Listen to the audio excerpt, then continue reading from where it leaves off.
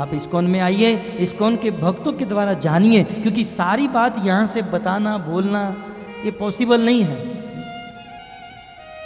अतः इस कथा के बाद आपको भक्तों का सहारा लेना होगा, सीखना होगा। तीसरा स्थान बताते हैं, शीस नवही सुर गुरु पद देखी। गुरु को देखकर, वैष्णवों को देखकर, ब्राह्मणों को देखकर जो अपना शीश झुकाते हैं उनके घर पर भगवान रहते हैं। इसकी बहुत बृहद व्याख्या हो सकती है, परंतु मैं केवल आपको इशारा कर रहा हूं, समझदार को इशारा काफी है। करनित कर ही राम पद पूजा, जो अपने हाथों से भगवान की पूजा करते हैं, आरती करते हैं, अगरबत्ती करते हैं, भगवान के लिए हार माला बनाते हैं, पुष्प चढ़ाते हैं, ऐसे लोगों के घर पर भगवान जाते हैं, उनके हृदय में भगवान प्रकट होते हैं। चरण राम तीरथ चली जाही, जो भगवान के धाम में विचरण करते हैं, गोकुल, मथुरा, वृंदावन, द्वारिका, जगन्नाथपुरी, मायापुर, ऐसे पवित्र धामों में जो विचरण करते हैं उनके घर पर भगवान जाते हैं, उनके हृदय में भगवान प्रकट होते हैं। मंत्र राज नित जप ही तुम्हारा, और अंत में कहते हैं ये सब करे या न करे, मंत्र राज नित जप ही तुम्हारा। हे राम, यदि कोई मंत्र राज, जो सभी मंत्रों का राजा है, ऐसे महामंत्र का जाप करता है, उनके घर पर आप तुरंत चले जाओ, क्योंकि वह परम पवित्र व्यक्ति होगा। रामायण खोलकर पढ़ना जरूरी है, मात्र मंत्र नहीं लिखा है, क्योंकि मंत्र तो इस संसार में बहुत सारे हैं, वेदों में, उपनिषदों में बहुत मंत्र बताए गए हैं,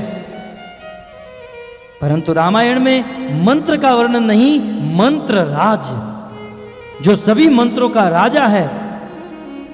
और भक्तों, सभी मंत्रों का राजा एकमात्र महामंत्र है, जिस मंत्र में भगवान श्री रामचंद्र का नाम और सर्व अवतारी सर्वोपरि भगवान श्री कृष्ण का नाम, हरे कृष्णा कृष्णा कृष्णा हरे हरे, हरे राम राम राम हरे हरे, इस प्रकार मंत्रों के राजा, महामंत्र का जाप करने वाले के हृदय में आप प्रकट हो जाइए।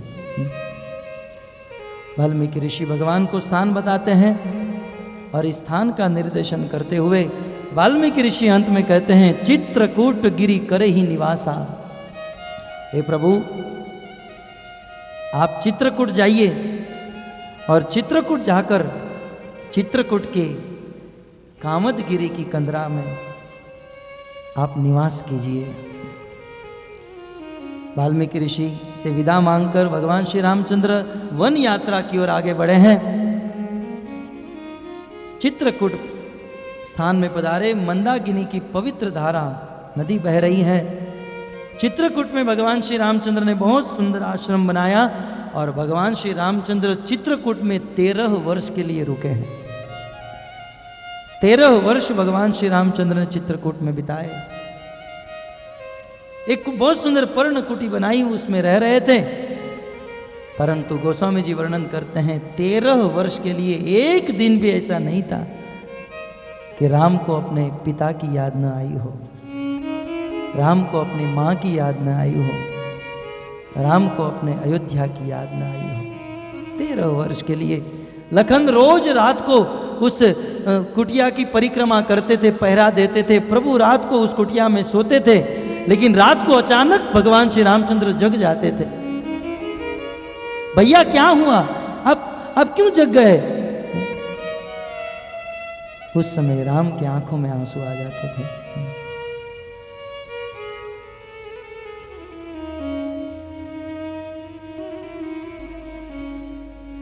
अवध सुधि करही, अवध सुधि करही, तब तब बारी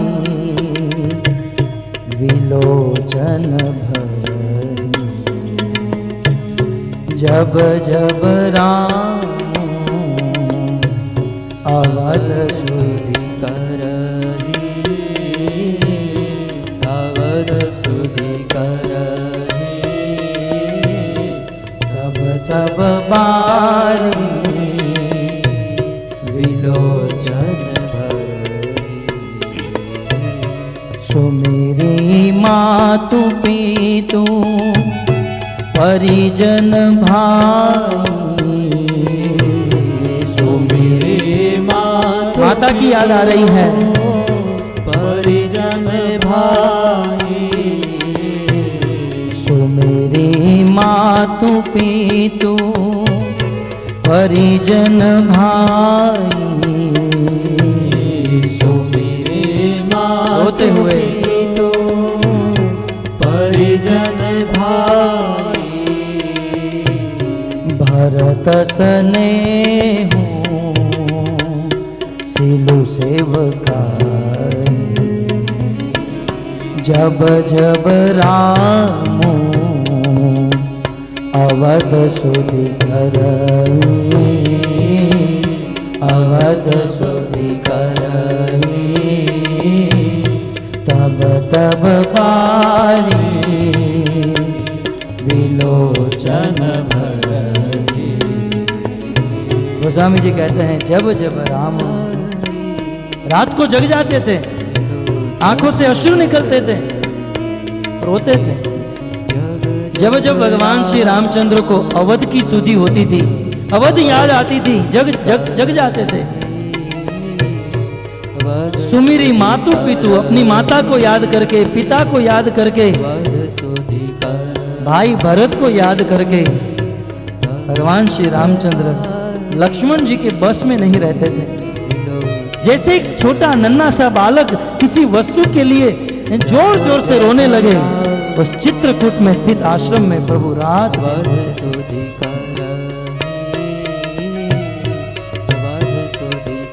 लक्ष्मण पूछते थे, प्रभु आप आज इतने क्यों रो रहे हो, क्यों रो रहे हो? तब भगवान श्री रामचंद्र इतना ही कहते हैं, लखन मोहे कैकेयी नंद की याद सतावे। मुझे कैकेयी नंदन भरत की याद सता रही है। मुझे आज मेरा भाई भरत याद आ रहा है। इस प्रकार भगवान को बहुत हृदय में दुख होता था। धीरे धीरे धीरे धीरे ये बीत रहे हैं। अब गोस्वामी तुलसीदास जी इस प्रसंग को सुमंत्र की ओर लेकर जा रहे हैं। भगवान को रहने दीजिए चित्रकूट में, आइए गोस्वामी जी की कलम के साथ चित्रकूट की ओर, सुमंत्र जी की ओर। सुमंत्र जी को जब भगवान श्री रामचंद्र ने विदा की, सुमंत्र जी वापस आए, परंतु सुमंत्र जी के हृदय में एक ही दुख था। बोले मैं मंत्री हूं और मंत्री पद के अनुसार राजा को समझा दूंगा। मैं मंत्री हूं, मेरी प्रजा को समझा दूंगा। मैं अयोध्या में रहने वाले सबको समझा दूंगा। लेकिन जब कौशल्या मुझे पूछेगी मेरा राम कहाँ है, मेरा राम वापस आया, मैं उसे क्या जवाब दूंगा? जब गुह सुमंत्र जी से मिले, सुमंत्र जी गुह के चरणों में गिरकर रोने लगे। बोले सुमंत्र, बोले गुह, आज मैं हार गया। मैं सोचता था कि मैं राम का बहुत बड़ा भगत हूं, लेकिन आज ये सुमंत्र हार गया। अह मंद मनो अवसर चूका। मंद मनो अवसर चूका। मंद मनो अवसर चूका। हे मन, आज तू अवसर चूक गया। अजहु न हृदय होत धोई टूका। अजहु न हृदय होत धोई टूका। मंद मानो। सुमंत्र जी अपने मन को कह रहे हैं, मन को समझा रहे हैं कि हे मन, आज तू चूक गया है, क्योंकि राम के विरह में प्राण निकल जाना चाहिए। आज मेरे प्राण फिर भी टिके हुए हैं। आज मैं चूक गया, आज समझ में आ गया, आज मुझे पता चला कि मैं भगवान का भक्त नहीं हूं, क्योंकि राम को छोड़कर अभी भी मैं जी रहा हूं। इस संसार में जल में तो बहुत लोग रहते हैं भक्तों, कछुआ भी जल में रहता है, मगरमच्छ भी जल में रहता है, परंतु जल में सबसे ज्यादा प्रेम मछली का होता है, क्योंकि कछुआ बिना जल के जी सकता है, मगरमच्छ बिना जल के जी सकता है, परंतु मछली बिना जल के नहीं जी सकती है। ठीक उसी प्रकार आज राम के बिना मैं जी रहा हूं, मैं अवसर चूक गया। यदि राम के विरह में मर गया होता, परम धाम को प्राप्त हो गया होता। अतः हे मन, अपने मन को समझा रहे हैं, अपने मन को कोस रहे हैं, अह मंद, तू अवसर चूका, आज तू अवसर चूक गया। और इस प्रकार से विरह में कातर होकर सुमंत्र जी अयोध्या में पधारे हैं। सारी प्रजा सुमंत्र जी को पूछ रही है, सबको समझाते समझाते सीधे राजा दशरथ के महल में आए हैं।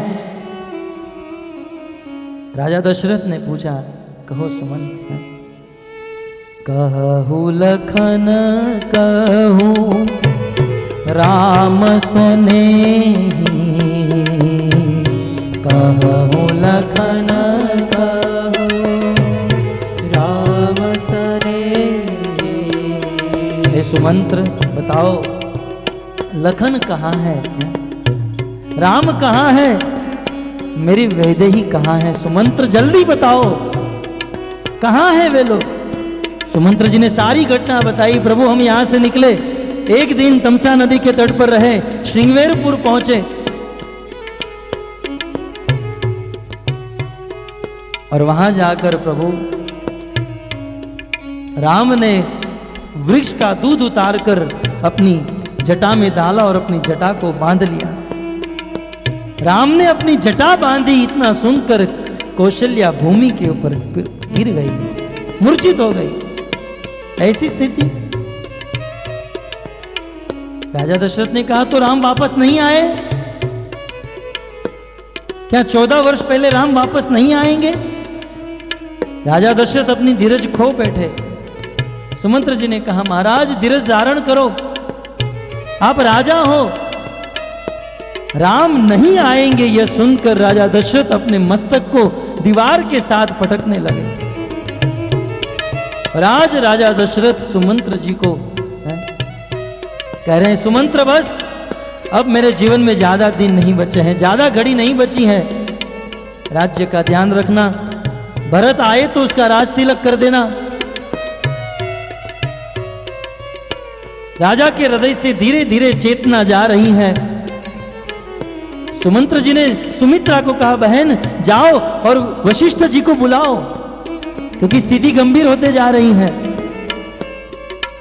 राजा दशरथ मूर्छित होकर गिरे हैं, धीरे धीरे क्रंदन कर रहे हैं और अपने मुख से मात्र एक ही शब्द राम राम राम निकल रहे हैं। राम के विरह में भगवान श्री रामचंद्र के विरह में दशरथ जी, भगवान श्री रामचंद्र के विरह में दशरथ के हृदय में आज दुख हो रहा है।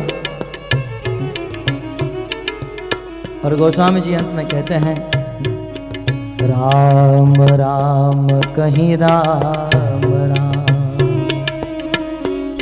राम राम कहीं राम, राम राम राम, राम का नाम लेकर तनु परि हरि रघुबर बिरह, राव गए सूरधार। राम राम राम 6 बार भगवान श्री रामचंद्र का नाम लेकर गोस्वामी जी ने दुखी होकर रोते हुए कलम चलाई। राम राम कही राम राम, राम राम कही राम, तनु परिहरि रघुबर विरह राउ गए सुरधाम। राजा दशरथ ने अपने प्राण त्याग दिए और सूरधाम देवताओं के लोक में राजा दशरथ चले गए। बोले देवलोक में क्यों? राजा दशरथ ने सोचा देवलोक में जाकर भी मैं मेरे राम का दर्शन करूंगा, राम की कथा सुनूंगा। चले गए हैं दशरथ। परंतु भक्तों, आज दशरथ जी ने 6 बार नाम लिया। आचार्यों ने वर्णन किया, राम गए हैं 6 दिन हुए, अतः राजा दशरथ जी के मुख से 6 बार राम शब्द निकला। जो भी है वह मृत्यु धन्य है। भक्तों, मृत्यु सबके जीवन में आने वाली है। इस संसार में और कुछ आए या न आए, मृत्यु सबके जीवन में है। लेकिन धन्य है वह मृत्यु जिस मृत्यु के समय में हमारे मुख से भगवान का नाम निकल जाए। गोस्वामी जी ने ऐलान किया, इस संसार में मरना हो तो दशरथ की तरह और जीना हो दशरथ की तरह। जीने और मरने का फल इस जगत में यदि किसी ने प्राप्त किया तो है दशरथ ने। जीवन मरण फलो दशरथ पावा, राम बिरह मरणो सवारा। जीवन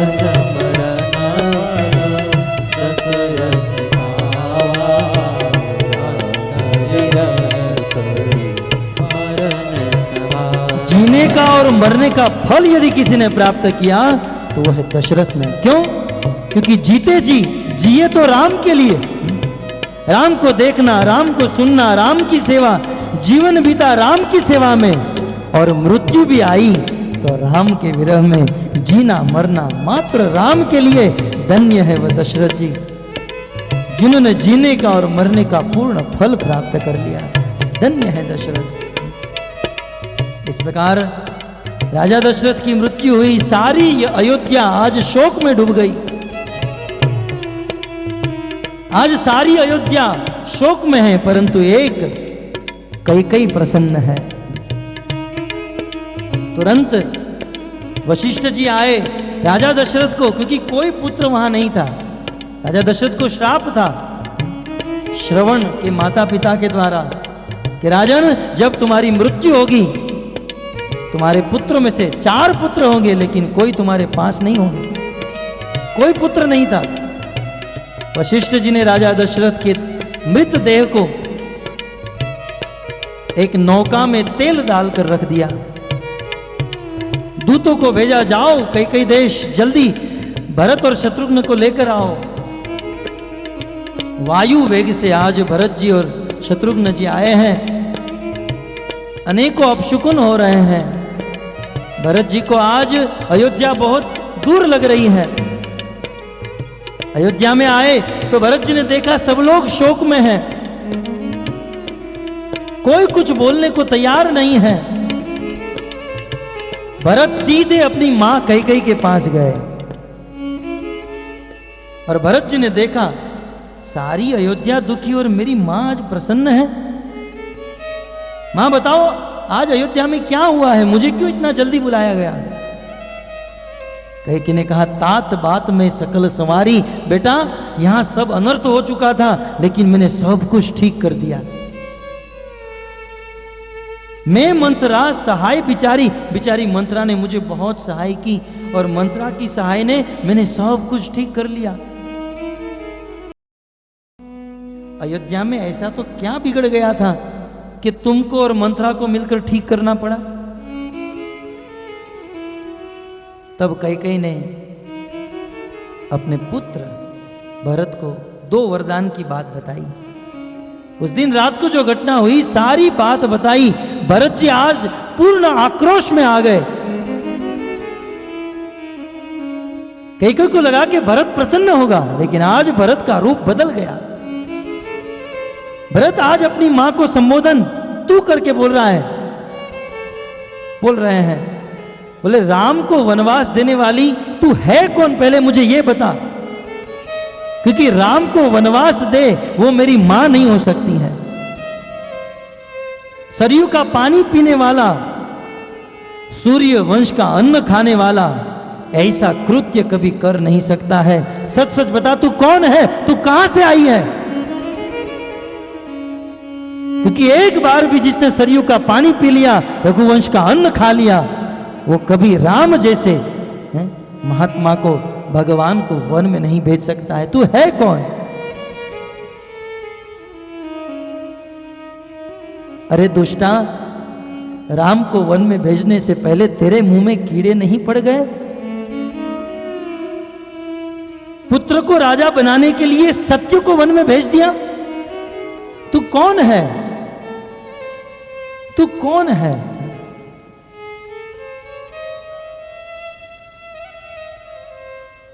गोस्वामी जी ने बहुत बृहद वर्णन किया है भक्तों। भरत जी आज बहुत आक्रोश में आकर अपनी मां को डांट रहे हैं। यहां तक कि एक घड़ी ऐसे आ गई, भरत जी को इतना क्रोध आया, अपनी मां को मारने के लिए पीछे दौड़े। बोले आज मैं तुझे जान से मार डालूंगा, क्योंकि आज तूने ब्रह्म को, भगवान को वन में भेजा है। जैसे ही भरत जी अपना हाथ उठाने गए, हाथ रुक गया। बोले आज मैं तुझे गला दबाकर मार डालता, लेकिन क्या करूं, मैं परवश हूं कि तू मेरी जननी है। आज मुझे समाज के बीच में तेरा पुत्र कहने में मुझे लज्जा आ रही है। मेरा दुर्भाग्य है कि मेरा जन्म तेरी कोख से हुआ। लेकिन कान खोलकर सुन ले, आज के बाद तू मेरी मां नहीं, मैं तेरा पुत्र नहीं। कई कहती है बेटा ये सब कुछ मैंने तेरे लिए किया था और तू मुझे मां नहीं कहेगा। मां को मां नहीं कहने वाला पुत्र करोड़ों करोड़ों जन्म तक नरक में जाता है। अरे करोड़ों जन्म तक नरक में जाने के लिए तैयार हूं, लेकिन तेरी जैसी दुष्टा को मां कहने के लिए तैयार नहीं हूं। धिक्कार है तेरे जैसी जननी को। आज तुझे समाज माफ नहीं करेगा। छोटा भाई लक्ष्मण जिसे लाड लड़ाने चाहिए, उस छोटे को तूने वन में भेज दिया, भेख पहना दिया। धिक्कार है मां, धिक्कार है। अपने पुत्र के मुख से यह मर्माहित वचन को सुनकर कैकेयी चुप हो गई। भक्तों आज से कैकेयी ने मौन व्रत धारण किया। आज के बाद कैकेयी के मुख से एक शब्द भी नहीं निकला। रामायण का यह पात्र, रामायण में आगे कैकेयी के मुख से कोई शब्द नहीं, कोई घटना नहीं। और भरत जी परम दुखी हुए। तेही अवसर कुबरीत आई। उस समय मंत्रा वहां पर आई, शत्रुघ्न ने मंत्रा को पकड़ लिया। शत्रुघ्न जी मंत्रा को आज बहुत मार रहे हैं, पीट रहे हैं। भरत जी दौड़ कर गए, शत्रुघ्न ऐसा मत करो, मत मारो। आखिर साधु स्वभाव है ना। शिव जी कहते हैं अपनी पत्नी पार्वती को, उमा संत की यही बड़ाई, मंद करत जो करही भलाई। इसे तो संत कहते हैं ना। भरत साधु स्वभाव के हैं, संत हृदय है, छोड़ दो इसे। तुरंत भरत जी कौशल्या जी के पास गए, कौशल्या जी के चरणों में क्षमा याचना मांगे। मां मेरे पर विश्वास करना, मैंने मेरी मां को कभी नहीं कहा था कि मुझे राजा बनना है। यदि मैंने मेरी मां को स्वप्न में भी कहा हो कि मुझे राजा बनना है, तो इस संसार में गाय को मारने का जितना पाप हो मुझे लगे, ब्राह्मण को मारने का जितना पाप हो मुझे लगे, इस संसार में जितने भी पाप है, ये सारे पाप मैं भोग दूं यदि स्वप्न में भी मैंने राजा बनने की इच्छा की हो। मां मैं कभी नहीं चाहता था मैं राजा बनूं, मुझे गलत मत समझना। ये सारा मेरी मां का षड्यंत्र है। भरत जी कौशल्या को कह रहे हैं, लेकिन धन्य है कौशल्या भक्तों। कौशल्या ने कहा भरत आज मेरे हृदय में ये दुख नहीं है कि राम को वनवास मिला। आज मेरे हृदय में ये दुख नहीं है कि मेरे पति स्वर्ग धाम सिधारे। आज मेरे हृदय में सबसे ज्यादा ये दुख है कि तू अपनी मां को ऐसा कह रहा है। भरत अपनी मां को भूल से भी ऐसा मत कहना, क्योंकि राम वन में गए, पति की मृत्यु हो गई, उसमें कैकेयी का कोई दोष नहीं है। धन्य है कौशल्या, एक बार भी उन्होंने कैकेयी में दोष नहीं देखा। भरत, तुम्हारी मां कैकेयी का कोई दोष नहीं है। उसकी बुद्धि मंत्रा ने बिगाड़ी थी, और मंत्रा का भी कोई दोष नहीं, क्योंकि मंत्रा की जीवा पर सरस्वती बैठी थी। भरत, सरस्वती का भी कोई दोष नहीं, क्योंकि सरस्वती को देवताओं ने भेजा था। और भरत, देवताओं का भी कोई दोष नहीं, क्योंकि ये भगवान की इच्छा थी। भगवान की इच्छा से सब कुछ होता है। और भरत, सच कहूं तो भगवान को भी दोष नहीं देना चाहिए, ये दोष हमारे अपने कर्म का है। हमने हमारे जीवन में कुछ ऐसे कर्म किए होंगे जिसके फल स्वरूप आज अयोध्या में दुख आया है। भरत, आज हमारी अयोध्या लूट गई है। भरत, आज हमारी अयोध्या बर्बाद हो गई। इस प्रकार दूसरे दिन वशिष्ठ जी अयोध्या की समस्त प्रजा को एकत्रित करते हैं, सभा बुलाते हैं। सभासदों के बीच में वशिष्ठ जी भरत जी को कहते हैं, भरत, अब अयोध्या का राजपद तुम संभाल लो।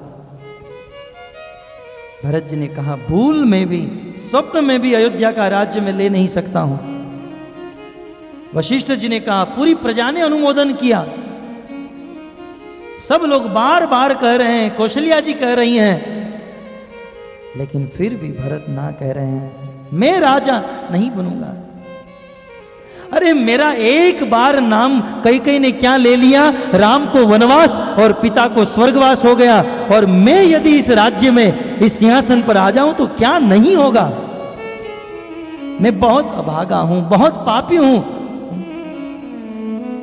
आप लोग हठ मत करो, मोहि राज हठू जई हुई जबही, रसा रसातल जाई ही तबही। कान खोलकर सुन लो, जिस दिन आपने जबरदस्ती करके भी मुझे राजा बना दिया, ये रसा, ये पृथ्वी रसातल में चली जाएगी। मेरे जैसे पापी के भार को सहन नहीं कर पाएगी।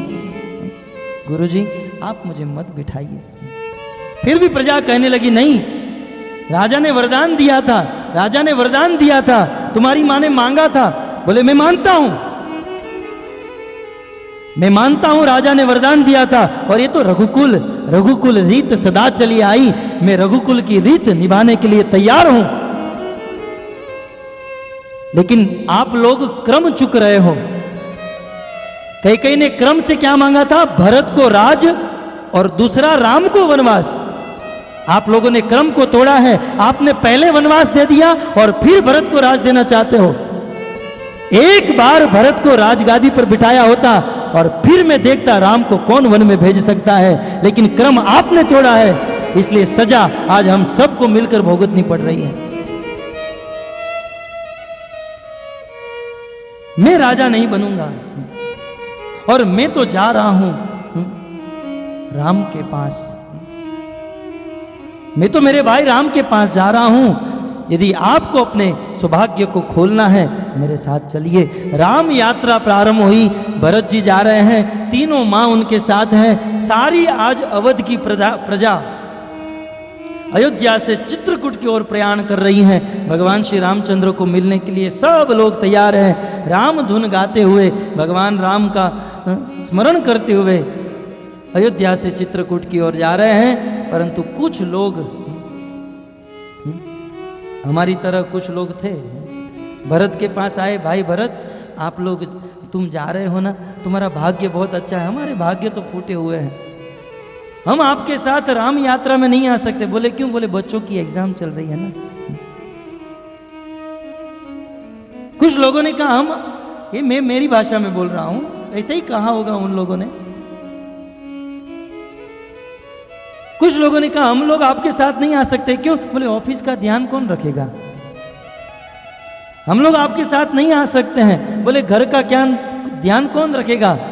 तब भरत जी ने कहा, जल जाए तुम्हारी ऑफिस, जल जाए तुम्हारे बच्चे, जल जाए तुम्हारी एग्जाम। जरऊ सुसंपत्ति सदन, सुहद सुख मातु पितु भाई, सन्मुख होत जो राम पद, करे न सहस सहाई। जला दो उस संपत्ति को, जो संपत्ति भगवान को मिलने में बाधा बन रही है। अरे संसार में हम संपत्ति क्यों कमाते हैं? ताकि हम भगवान की प्राप्ति कर सके। धर्म, अर्थ, काम, मोक्ष और प्रेम, ये अर्थ क्यों कमाते हैं? परम अर्थ भगवान की प्राप्ति करने के लिए। आज हमारे समाज संबंधी स्नेही क्यों है? क्योंकि हमको भगवान की प्राप्ति करने में सहाय करे। आज ये पुत्र हम क्यों पैदा करते हैं? क्योंकि हम बुढ़ापे का सहारा बने, भगवान के धाम में, भगवान की ओर हमें आगे बढ़ाए। लेकिन जो धन, जो समाज, जो पुत्र भगवान की भक्ति में बाधा बनते हैं, उस समाज को, उस धन को, उस पुत्र को जलाकर राख कर देना चाहिए। ऐसा भरत ने रामायण में कह दिया।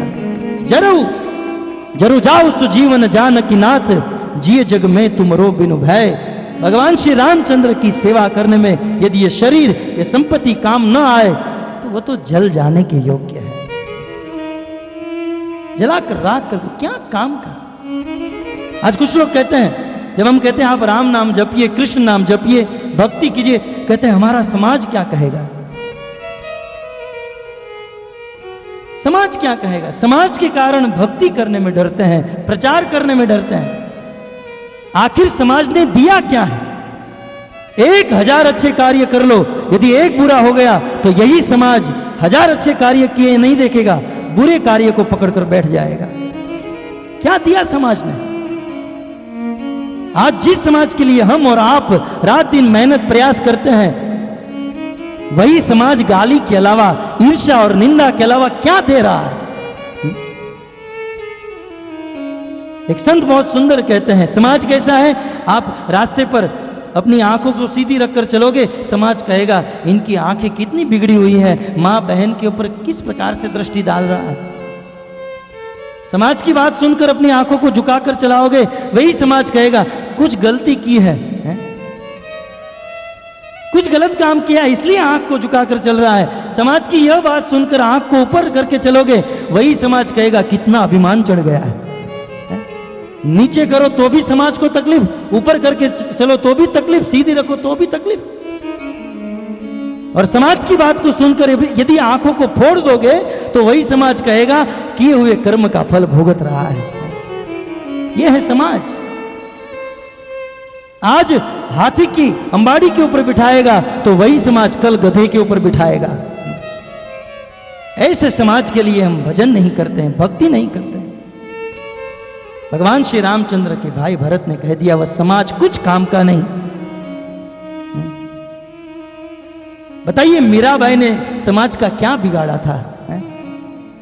मारवाड़ में रहने वाली मीराबाई का समाज ने तिरस्कार कर दिया।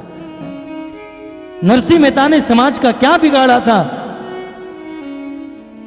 परंतु जूनागढ़ में नरसिंह मेहता को पत्थर मारे गए। सुकरात ने क्या बिगाड़ा था? मोहम्मद ने क्या बिगाड़ा था? जीसस ने क्या बिगाड़ा था? परंतु भक्तों, इस संसार में जो व्यक्ति भगवान की ओर अपना कदम बढ़ाता है, समाज उसके विपरीत चलने लगता है। लहरों के साथ तो सब लोग तैर सकते हैं, परंतु सच्चा मनुष्य वो है जो लहरों को चीर कर आगे बढ़े। समाज के साथ तो सब लोग रह सकते हैं, लेकिन सच्चा मनुष्य वह है जो भगवान की भक्ति में प्रगति करे, भगवान के पास कदम बढ़ाए। आज भरत भगवान की ओर जा रहे हैं और कुछ लोग नहीं जा रहे हैं। धीरे धीरे यात्रा आगे चल रही है। कुछ लोग रथ पर बैठे हैं, माताएं डोलियों में बैठी हैं, कुछ लोग घोड़े पर बैठे हैं, परंतु भरत नंगे पांव पैदल चलते हुए जा रहे हैं। 1 दिन, 2 दिन, 3 दिन, दिन के बाद दिन बीत रहे हैं, यात्रा आगे बढ़ रही है। किसी ने कहा, कौशल्या जी ने कहा, एक अनुचर को बुलाया, भरत को कहो रथ में बैठ जाए। भक्तों, जब अनुचर भरत के पास आए, भरत आप राजा हो, आपके पांव में छाले हो गए हैं, अब आप रथ में बैठ जाओ। तब भरत जी ने इतना ही कहा, मैं रथ में नहीं बैठ सकता हूं। अरे जिस मार्ग में आपने मेरे बड़े भाई राम को नंगे पांव चलाया, उस मार्ग में आप मुझे रथ पर बैठने के लिए कह रहे हैं? अरे मेरा बहुत बड़ा दुर्भाग्य है, जहां पर मेरे प्रभु ने अपने चरण रखे हैं वहां तो मुझे मेरा हृदय रखकर चलना चाहिए, परंतु मेरा दुर्भाग्य है कि वहां मैं मेरा पांव रख रहा हूं। मैं चाहूं तो मस्तक के बल पर चलूं, परंतु मेरी भक्ति में उतनी कमी है कि मैं मात्र नंगे पांव चल रहा हूं। परंतु महाराज आपको कष्ट हो रहा है, खून पस निकल रहा है। भरत जी ने बहुत सुंदर सिद्धांत दिया, सेवक सुख चह मान भिखारी। मैं राम का सेवक हूं, और सेवक बनकर जो सुख की आशा रखता है वो कभी भी अपने स्वामी को प्रसन्न नहीं कर सकता है। निजेंद्रिय प्रीति वांछा तार नाम काम। जो अपने सुख के लिए भगवान को प्रसन्न करना चाहता है वह कभी भगवान को प्राप्त नहीं कर पाएगा। कृष्णेंद्रिय प्रीति वांछा धरे प्रेम नाम। सेवक सुख चह मान भिखारी। भिखारी यदि चाहे कि मुझे मान मिले, ये कभी हो नहीं सकता है। व्यसनी यदि चाहे मुझे धन मिले, ये कभी हो नहीं सकता है। और व्यभिचारी यदि चाहे कि मुझे मोक्ष मिले, कभी हो नहीं सकता है। और सेवक यदि चाहे मुझे सुख मिले, ये कभी हो नहीं सकता है। सेवक का धर्म है दुख को स्वीकार करना। मैं सेवक हूं, अतः मुझे मेरी स्थिति में रहने दीजिए। इस प्रकार भरत जी धीरे धीरे चलते हुए श्रृंगवेरपुर की ओर पहुंचे। किसी ने निषाद राजगुरु को यह बात बताई कि भरत चतुरंगिनी सेना को लेकर निकल रहे हैं। निषाद राजगुरु के मन में शंका हुई कि यह भरत चतुरंगिनी सेना को साथ में लेकर निकल रहा है, इसका अर्थ यह है कि भरत राम के साथ युद्ध करने जा रहा है। तब निषाद राजगुरु अपनी सारी नगरी के सबके घर में जा जाकर सबको तैनात किए। बोले आज सब लोग तैयार हो जाओ, आज भरत राम के साथ युद्ध करने जा रहा है, आखिर हमारा जीवन किस लिए है। सबको तैयार किया, सबके हृदय में उत्साह बढ़ाया और पराक्रम के साथ सभी शस्त्रों से सुसज्जित होकर भरत जी के साथ युद्ध करने के लिए तैयार हुए हैं निषाद राज।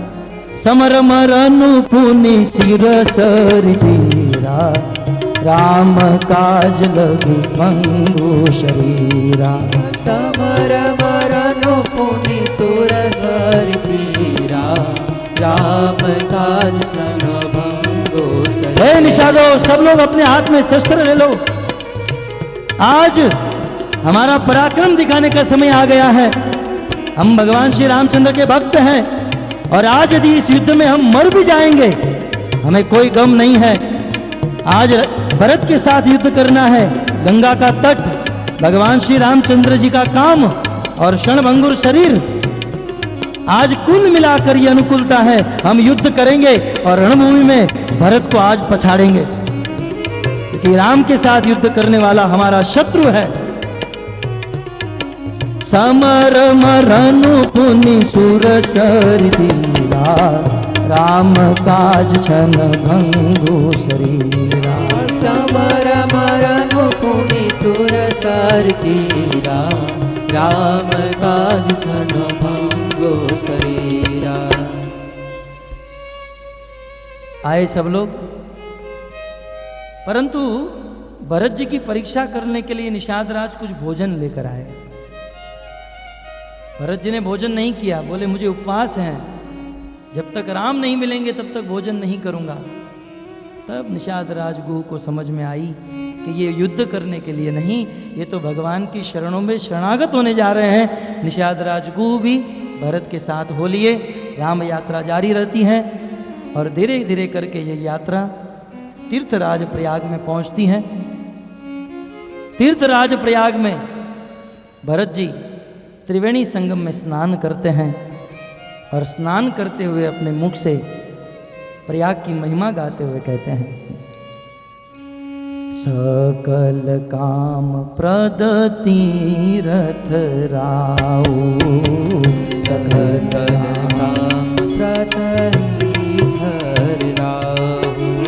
वेद विदित जग प्रकट प्रभाऊ, वेद विदित जग प्रकट प्रभाऊ। मांगऊ भीख त्यागी निज धर्मो, मांगऊ भीख त्यागी निज धर्मो मांगऊ भीख त्यागी निज धर्मो मांगऊ भीख त्यागी निज धर्मो। हे तीर्थराज प्रयाग, यहाँ त्रिवेणी का संगम है। आज तक आपके पास जो आया खाली हाथ वापस नहीं गया। सूर्यवंश रघुकुल में जन्म लेने वाला यह भरत आज दोनों हाथ जोड़कर आपके सामने खड़ा है। इस सूर्यवंश में आज तक किसी भी राजा ने भीख नहीं मांगी।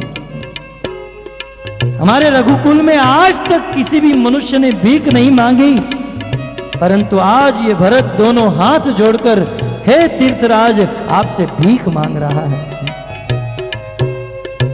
मांगहु भीख त्यागी निज धर्मो मांगहु भीख त्यागी निज धर्मो आरत का हन कहई करमो आरत का हन करई करमो।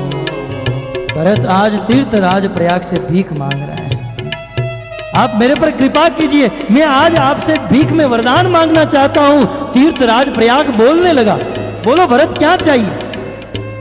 धन चाहिए, संपत्ति चाहिए, क्या चाहिए? भरत जी कहते हैं, अर्थन धर्मन काम रुचि गति न चहु निर्माण। अर्थन धर्मन काम रुचि गति न चहु निर्वाण। मुझे धन नहीं चाहिए, मुझे किसी भी प्रकार की मोक्ष की गति भी नहीं चाहिए, मुझे स्त्री नहीं चाहिए, मुझे राज रजवाड़े नहीं चाहिए। क्या चाहिए? अर्थन धर्मन काम प्रति गति न चहु निर्वाण। अर्थन धर्मन काम रुचि गति न चहु निर्वाण। जन्म जन्म रति राम पर, जन्म जन्म रति राम पर यह वरदान नुयान, यह वरदान नुयान। भरत जी कहते हैं, मुझे धन नहीं चाहिए, संपत्ति नहीं चाहिए, क्या चाहिए? हे तीर्थराज प्रयाग, बस मुझे यही चाहिए कि कोटि कोटि जन्म तक मैं भगवान श्री रामचंद्र को प्रेम करता रहूं। राम के चरणों में मेरा प्रेम कम न हो। यदि राम मुझे ठुकरा दे, यदि राम मुझे स्वीकार न करे, लेकिन फिर भी मैं राम को प्रेम करता रहूं। बस मुझे ऐसा आशीर्वाद दीजिए। इस प्रकार त्रिवेणी से भीख मांगकर वटवृक्ष की परिक्रमा करके यह यात्रा भरद्वाज जी के आश्रम में पहुंची है। भरद्वाज जी को प्रणाम करते हैं। भरद्वाज जी आज भरत जैसे संत का दर्शन करके धन्य हो गए। भरद्वाज जी कहते हैं, इस संसार में होम हवन यज्ञ साधना महामंत्र कथा ये सब कुछ करने के बाद फल क्या है? भगवान श्री राम और सीता का दर्शन। हे भरत, आज भक्ति का फल भगवान राम और सीता का दर्शन है, परंतु राम और सीता के दर्शन का फल आप जैसे महात्माओं का दर्शन है। भरत, तुम साधु हो, आज आपका दर्शन करके मैं भरद्वाज प्रसन्न हो गया। आज मैं धन्य हो गया। निश्चित राम तुम्हें स्वीकार करेंगे। इस प्रकार भरद्वाज जी से आशीर्वाद लेकर चित्रकूट की ओर निकले हैं। चित्रकूट की सीमा में यह राम यात्रा पहुंची और उसी समय चित्रकूट में रहने वाले कुछ भील आदियों ने भगवान श्री रामचंद्र को बताया कि बहुत बड़ी सेना चित्रकूट की ओर आ रही है। भगवान श्री रामचंद्र ने आकाश में अनेक धूल धुएं देखे। लखनलाल वहीं पर बैठे थे। भगवान श्री रामचंद्र मन में सोच रहे थे, इतनी बड़ी सेना लेकर कौन आ रहा होगा? तब किसी भील ने आकर कहा, महाराज वो सेना और किसी की नहीं, वो सेना भरत की है। भरत और शत्रुघ्नी सेना को लेकर आ रहे हैं। भगवान श्री रामचंद्र मन ही मन में सोचने लगे, भरत यहां पर क्यों आ रहा होगा। भगवान श्री रामचंद्र मन में सोच रहे हैं, यदि भरत मुझे कहेगा कि वापस चलो, मैं भरत के प्रेम को ठुकरा नहीं सकता हूं। यदि वापस चला गया पिता का प्रण अधूरा रह जाएगा। कुछ देर के लिए भगवान श्री रामचंद्र के भाव बदले और लखन जी समझ गए कि प्रभु कुछ चिंता में है। लखनलाल खड़े हो गए, भगवान श्री रामचंद्र के पास आए। अनेकों दिनों से दबा हुआ क्रोध आज लक्ष्मण जी के मुंह में प्रकट हो रहा है। प्रभु आपको सोचने की जरूरत नहीं है, क्षमा कीजिएगा, बिना पूछे मैं निवेदन करने जा रहा हूं। लेकिन यदि भरत शत्रुघ्नी सेना को लेकर आ रहा है तो मेरे मत के अनुसार भरत निष्कंटक राज्य करने के लिए निकला है। भरत यह सोचकर अयोध्या से निकला है कि राम अकेले होंगे और मैं जाऊंगा, राम के साथ युद्ध करके मार डालूंगा और पूरी दुनिया का एक छत्र राजा बनूंगा। लेकिन जब भरत अयोध्या से निकला तब उसे किसी ने नहीं बताया होगा कि राम के साथ लक्ष्मण भी गया है। प्रभु आज आप कुछ मत बोलिए। भगवान ने कहा, नहीं नहीं लक्ष्मण, भरत के विषय में ऐसा मत बोलो, भरत बहुत अच्छा है। बोले अच्छा था, परंतु राज को प्राप्त करके आज भरत को मद चढ़ गया है। विषयी जीव जब मान और प्रतिष्ठा प्राप्त करते हैं तब वो बिगड़ जाते हैं। राजा नृग बहुत अच्छे थे लेकिन राजा बनने के बाद बिगड़े। चंद्रमा बहुत अच्छा था लेकिन राजा बनने के बाद अपनी गुरु पत्नी का अपहरण किया। राजा वेण बहुत अच्छा था लेकिन राजा बनने के बाद बिगड़ा। सहस्त्रबाहु अच्छा था लेकिन वीरता प्राप्त करके वह बिगड़ा। इस संसार में विषयी जीव को जब विषय भोग मिल जाते हैं तब वे बिगड़ जाते हैं। भरत अच्छा था परंतु प्रभु धूल पांव में होती है, परंतु जब उसे पांव लगता है तो वो मस्तक में जाकर बैठ जाती है।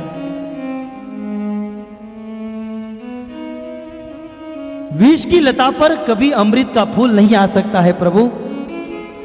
आखिर भरत कैकेयी का पुत्र है ना। भरत ने अपना रंग दिखा दिया। आज लक्ष्मण जी उग्र हो गए हैं और उग्र स्वभाव में भगवान श्री रामचंद्र के सामने अपना सारा क्रोध निकाल रहे हैं। प्रभु यदि भरत के मन में कुटिलता न होती तो शत्रुघ्नी सेना को लेकर क्यों आता, अकेला आता। आज शत्रुघ्नी सेना को लेकर आ रहा है मात्र युद्ध करने के लिए। वो कायर है, वो दुष्ट है। प्रभु मैं आपको कहता नहीं हूं, लेकिन जब ऋतु ये बदलती हैं, आप और मेरी भाभी भूखे सोना, जब वे भूखे रहते हैं और आप बिना खाए पिए सो जाते हैं तब मुझे नींद नहीं आती है। मेरे हृदय के टुकड़े टुकड़े हो जाते हैं। प्रभु आज आपको कुछ नहीं बोलना है। आज मैं आपके सेवक होने का फल यश प्राप्त कर लूंगा। इतना कह के लक्ष्मण जी ने अपनी जटा बांध ली, कमर पर तरकस कस लिया, हाथ में धनुष ले लिया, भगवान श्री रामचंद्र को प्रणाम किया। प्रणाम करते ही लक्ष्मण जी के धनुष बाण हाथ में हिलने लगे और उसी समय लक्ष्मण जी वहां से चले हैं।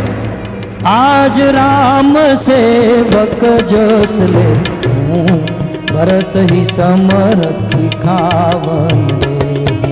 आज राम सेवक जस ले भरत ही समरथ खावन दे। आज राम का सेवक होने का यश प्राप्त कर लूंगा। भरत को रणभूमि में पछाड़ दूंगा। जैसे एक केसरी सिंह हाथी के मस्तक को फाड़ देता है, वैसे भरत और शत्रुघ्न के मस्तक को फाड़ दूंगा। जैसे एक बाज छोटे छोटे पक्षियों को रौंद देता है, आज मैं भरत और शत्रुघ्न की सेना को रौंद दूंगा। और आज भरत और शत्रुघ्न की सेना में साक्षात महादेव भी आ जाए तो महादेव को भी रणभूमि में पछाड़ दूंगा। आज मैं किसी को छोड़ूंगा नहीं, राम के सेवक होने का यश प्राप्त कर लूंगा। जब इस प्रकार से लक्ष्मण क्रोधित हो गए, लक्ष्मण जी के वचन की असर वातावरण के ऊपर हो गई। देवलोक में खलबली मच गई। यदि लक्ष्मण जी ने कदम उठा लिया दोनों भाई के बीच में युद्ध होगा। आकाशवाणी हो गई, तत झुक भई मगन गगन भई बानी, लखन बाहुबल विपुल बखानी। जगु भय मगन गगन भई बानी, लखन बाहुबल विपुल बखानी। जगु भई मगन गगन भई बानी, लखन बाहुबल विपुल बखानी। जगु भय मगन गगन भई बानी, लखन बाहुबल विपुल बखानी। सहसा करी पाछे पछताही, कई वेद बुझते बुझ नाही। सहसा करी पाछे पछताही, कई वेद बुझते। आकाशवाणी हो गई, देवता लोग बोल दिए कि हे लखनलाल, इस संसार में बिना सोचे जल्दी में जो कदम ग्रहण कर लेता है उसे काम करने के बाद पछताना पड़ता है। बिना सोचे समझे जो कार्य करता है बुद्धिमान लोग उसे बुद्धिमान नहीं कहते हैं। जरा सोचो, विचार करो, भरत जी क्यों आ रहे हैं। इतना सोचते ही आकाशवाणी होते ही एक भील आया और कहा कि सारी सेना तो आ रही है, लेकिन भरत दंडवत परिक्रमा करते आ रहा है। चित्रकूट के बॉर्डर में प्रवेश करते ही भरत जी दंडवत परिक्रमा शुरू कर दिए। इतना सुनते ही हैं लक्ष्मण जी सहम गए। किसी ने आकर जवाब दिया कि सब लोग आ रहे हैं, लेकिन भरत वहां पर बैठ गए हैं। बोले जब तक राम मुझे लेने नहीं आएंगे तब तक मैं नहीं जाऊंगा।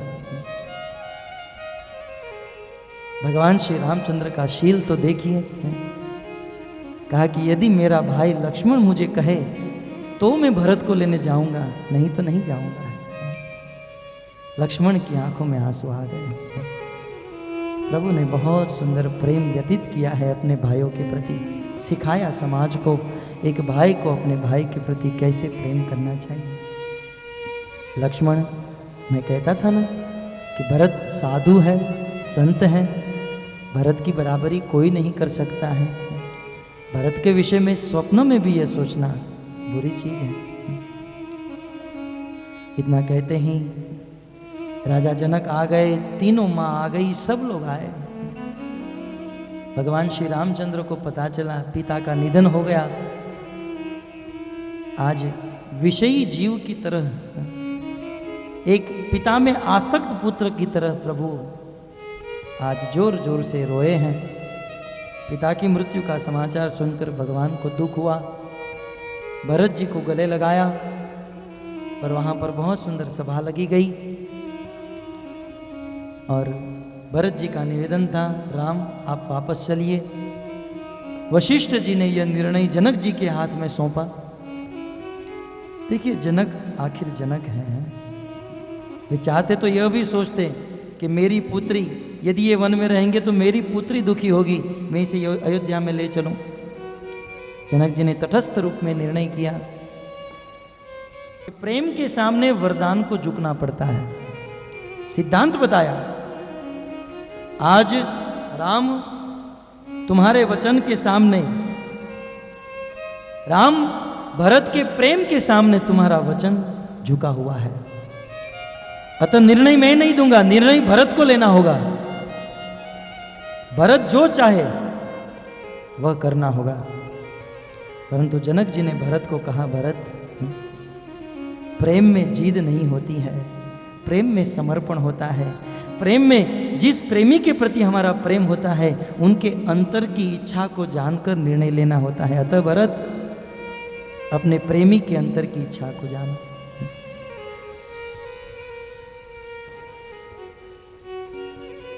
तब भरत जी ने भगवान श्री रामचंद्र को हृदय में पत्थर रखकर कहा, ठीक है, यदि ऐसा ही है तो राम 14 वर्ष के लिए वन में रहे, लेकिन 14 वर्ष से एक दिन भी ज्यादा हुआ तो ये भरत प्रतिज्ञा करता है आत्महत्या करके मर जाएगा। प्रभु, 14 दिन से 1 घंटा भी ज्यादा नहीं होना चाहिए। और मैं प्रभु आप पृथ्वी पर विचरण कर रहे हो, मैं पृथ्वी के नीचे खड्डा बनाकर नंदी ग्राम में रहूंगा। प्रभु आप अपनी पादुका को दे दीजिए, आपकी पादुका में अयोध्या के सिंहासन पर रखूंगा और इससे आशीर्वाद लेकर अयोध्या के सिंहासन का निर्णय करूंगा। इस प्रकार से बहुत सुंदर निर्णय लिया गया। सबकी विदा हुई, सब लोग अपने अपने स्थान चले गए। भगवान श्री रामचंद्र चित्रकूट में रह रहे हैं और यहाँ पर अयोध्या कांड समाप्त होता है। गोस्वामी जी अरण्य कांड प्रारंभ करते हैं। अरण्य कांड में एक दिन की बात, चित्रकूट में स्फटिक शिला के ऊपर बैठकर भगवान श्री रामचंद्र निर्जन स्थान में अपनी पत्नी सीता के बाल में बेणी डाल रहे थे। भगवान होकर स्त्री की पत्नी की सेवा, भगवान ने यही सोचा कि अब तक की लीला में मैंने समर्पण किया, परंतु अब सीता के समर्पण का समय आने वाला है। निर्जन स्थान था, मर्यादा भंग नहीं हो रही थी, पति पत्नी बैठे थे, ये कोई गलत चीज नहीं थी। भगवान श्री रामचंद्र सीता के बाल में बेणी डाल रहे थे। उसी समय इंद्रपुत्र जयंत वहां पर आया, आकाश के मार्ग से कौवे का रूप लेकर बोले, ये भगवान होकर पत्नी की सेवा हो नहीं सकता है। अब भगवान श्री रामचंद्र अपनी पत्नी के बाल में बेणी डाले या गुलाब डाले, इसमें इंद्रपुत्र जयंत को जलने की क्या जरूरत थी। लेकिन संसार के लोगों का स्वभाव है, कोई यदि सुखी है तो लोगों को जलन होती है। इंद्रपुत्र जयंत भगवान की परीक्षा लेने के लिए कौवे का रूप लेकर आया और सीता जी के पांव में चंचुपात किया। सीता जी के पांव से खून निकलने लगा। भगवान श्री रामचंद्र को क्रोध आया और अपने हाथ में एक घास का तिनका लिए और उस इंद्र के पुत्र जयंत के पीछे छोड़ दिया। प्रेरित मंत्र ब्रह्म सरदा चला भाजी पायस भई पावा। प्रेरित मंत्र ब्रह्म सरदावा चला भाजी पायस भई। घास का तिनका उठाकर उस इंद्र पुत्र जयंत के ऊपर, जयंत आगे आगे तिनका पीछे पीछे। आज जयंत को मौत का डर लगा। उस भगवान के तिनके से बचने के लिए जयंत लोकांतर अनेकों लोकों में गया, कहीं जगह नहीं मिली। अंत में अपने पिता इंद्र के पास गया।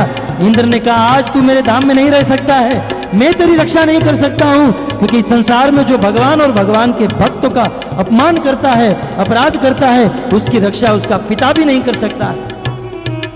पिता उसके लिए यमराज बन जाता है, माता उसके लिए मृत्यु बन जाती है और गंगा उसके लिए वैतरणी बन जाती है, जो भगवान और भगवान के भक्तों का अपराध करता है। तो स्वामी जी कहते हैं, जैसे दुर्वासा ऋषि के पीछे भगवान विष्णु का चक्र चला है, उसी प्रकार आज जयंत उस तिनके के बाण से बचने के लिए लोकांतर में जा रहे। ब्रह्मा जी के पास गए, ब्रह्मा ने शरण नहीं दी। शिव जी के पास गए, शिव जी ने शरण नहीं दी। तो इस संसार में, संसार के लोगों को जब कहीं भी शरण नहीं मिलती है, तब संत साधु उसे शरण देते हैं। उसी समय रास्ते में नारद मुनि का दर्शन हुआ।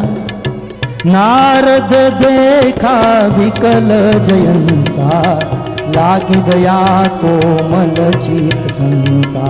नारद देखा विकल जयंता, लागी गया कोमल चित संता। नारद जी ने देखा बहुत विकल है। नारद जी की कृपा से वह तिनके का बाण वहीं पर खड़ा रह गया। इंद्रपुत्र जयंत ने प्रणाम किया, महाराज मुझे बचाइए, ये बाण मेरे पीछे दौड़ा है, मैंने सीता देवी के चरणों में चंचुपात किया था। नारद ने कहा, जयंत अपराध देवी सीता का किया, अपराध भगवान का किया और क्षमा तेरे पिता के पास मांग रहा है। जिसका अपराध किया है उनकी शरण में जाओ।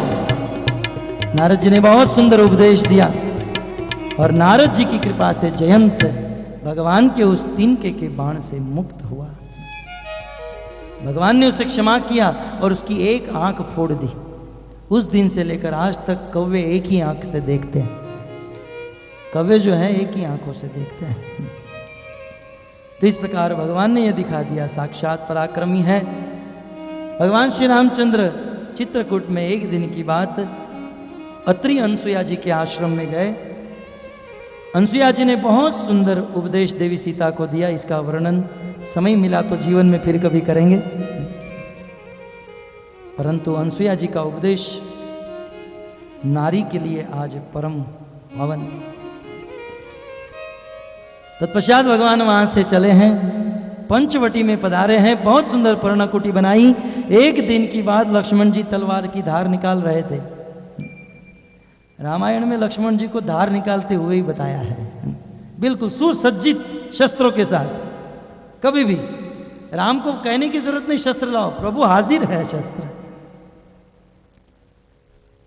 शूर्पणखा आई, बोले मेरे लायक संसार में कोई अच्छा पुरुष नहीं मिला, आज मुझे तुम बहुत अच्छे लग रहे हो। भगवान राम को निवेदन, भगवान ने कहा मैं शादीशुदा हूं, मेरी पत्नी यहां पर है, लखन अकेला है, लखन के पास जाओ। शूर्पणखा लखन के पास गई। लखन ने कहा मैं तो सेवक हूं, तुम्हें दासी बनकर रहना पड़ेगा। राम मेरे स्वामी है, स्वामी के पास जाओ, राज करोगी।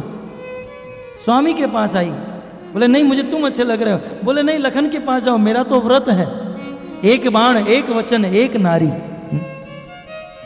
रघुकुल रीत सदा चली आई। कभी लक्ष्मण के पास, कभी राम के पास। शूर्पणखा को क्रोध आया, बोले इस स्त्री के कारण ही आप दोनों मुझे स्वीकार नहीं कर रहे हो, मैं मार डालूंगी सीता को। जैसे ही आगे बढ़ी, भगवान ने इशारा किया, लक्ष्मण ने अपने हथियार से शूर्पणखा की नाक काट दी। बोले तुझे नाक नहीं है, शर्म नहीं है।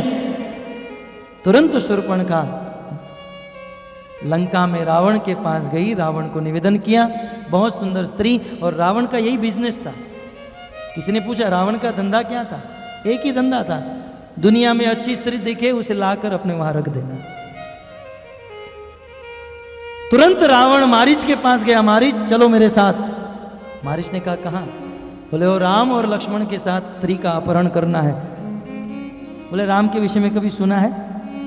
बोले नहीं सुना। मैंने सुना है और अनुभव भी किया है, बिना फर का बाण मारा था, 400 योजन 7 समंदर पार आकर गिरा। विचार करो, फर वाला बाण, और वो भी धनुष में उठाकर प्रेरित किया होता तो मैं जीवन में जीवित नहीं रहा होता। तुम्हें जाना है तो जाओ, मैं नहीं आऊंगा। रावण ने तलवार दिखाकर कहा मामा जी, मामा है तो क्या हो गया, मस्तक काट दूंगा इसी तलवार से। मारीच ने सोचा इस दुष्ट के हाथों से मरने से अच्छा है प्रभु के हाथों से मरूं। मारीच तैयार। दूसरे दिन सुबह मारीच सोने का मृग बनकर, बहुत सुंदर मृग था, बहुत सुंदर सोने की तरह मृग चमक रहा था। हाँ ऐसा ही होता है, नकली चीज बहुत चमकती है।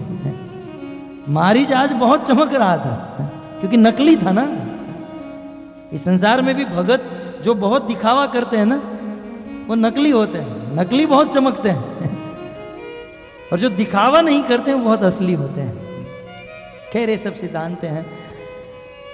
राम और सीता दोनों बैठे थे। सीता ने कहा प्रभु प्रभु वो मृग बहुत अच्छा है, मुझे ला कर दो। प्रभु धनुष बाण लेकर दौड़ने लगे। लक्ष्मण को कहा सीता का ध्यान रखना। प्रभु इतने बुद्धू नहीं थे कि सीता के कहने पर भाग जाए। प्रभु ने संसार के लोगों को बताया अपना आचरण करके कि बिना सोचे समझे स्त्री में आसक्त होकर ब्लाइंडली उनके उपदेश को पालन करोगे, मेरी तरह दर दर भटकना पड़ेगा और रोना पड़ेगा। विचार होना चाहिए। भगवान तुरंत गए उस मृग के पीछे पीछे। मृग बहुत दूर लेकर चला गया। भगवान ने मृग को मारा, परंतु भगवान राम की भाषा में लक्ष्मण बचाओ, लक्ष्मण बचाओ। देवी सीता ने लक्ष्मण को कहा जाओ तुम्हारे भाई को कुछ हो गया। लक्ष्मण ने कहा उन्हें कुछ हो नहीं सकता है। देवी सीता ने मर्माहित शब्दों से लक्ष्मण को दुखी किया। लक्ष्मण जी वहां से लक्ष्मण रेखा खींचकर चले गए, और उसी समय रावण ब्राह्मण का रूप लेकर आया। भिक्षांदेही कथा आप सब लोग जानते हैं। जैसे ही देवी सीता उस लक्ष्मण रेखा से बाहर आई, रावण सीता का हरण करके चला गया।